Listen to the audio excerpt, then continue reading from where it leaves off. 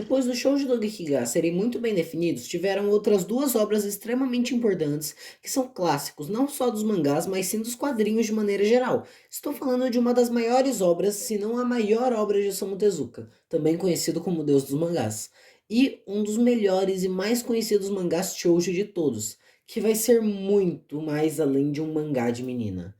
Olá, eu sou o Lucas Abreu e você está no Reino dos Nerds. O mangá do Tezuka, na qual eu estava falando no início do vídeo, era Hayako. Durante essa época haviam muitas pessoas reclamando dos mangás ficarem mais adultos e inclusive utilizavam o Tezuka de exemplo para como os outros mangakás deveriam ser. Isso porque o trabalho dele era conhecido por ser bastante infantil. Porém chegou um momento em que ele começou a fazer obras mais adultas, como por exemplo o mangá Fênix, Recada Adolf, Vampiros e por fim, talvez o mais adulto de todos, Hayako, que é uma obra que ele fala sobre política. Em Hayako, Osamu Tezuka fala de política sem nenhum medo, colocando muito de seus pensamentos a favor do Partido Comunista do Japão na história do mangá, algo que ele faz com maestria. Além disso, a história também não tenta infantilizar nada, inclusive contém imagens de nudez e violência, o que foi um choque para muita gente na época por conta que Tezuka praticamente não mexia nesse tipo de coisa. Já Rosa de Versalhes, lançado no mesmo ano que Hayako, que é 1972, não é tão adulto quanto Hayako, já que nem sequer é um Gekiga e sim um shoujo. Porém, ele é muito mais do que um simples mangá de menininha. A história se passa um pouco antes da Revolução Francesa, ou seja, Ryoko Ikeda, que é o mangaka que criou Rosa de Versalhes, se propôs a pesquisar sobre a Revolução Francesa e sobre os costumes da época para fazer esse mangá, o que eu já acho bastante interessante.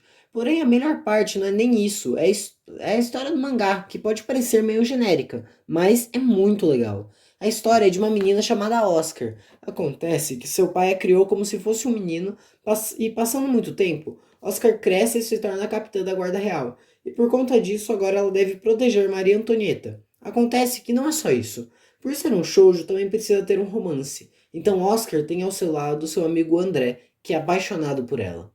Esse é o básico da história, porém tem assuntos muito bem desenvolvidos, como por exemplo o fato de Oscar ser uma mulher que foi criada como homem. E por isso ela não consegue agir de fato como uma mulher, mesmo sentindo atração por homens. Oscar não se sente confortável, por exemplo, colocando um vestido e sim andando num cavalo com cabelos ao vento. Agora, depois de ter falado tanto dessas duas obras tão revolucionárias, temos que avançar pra caramba no tempo. Mais especificamente para 1978, quando um dos maiores mangakás da história começou a fazer suas obras, que no início, na verdade, eram bem ruinzinhas. E esse grande mangaka é Akira Toriyama.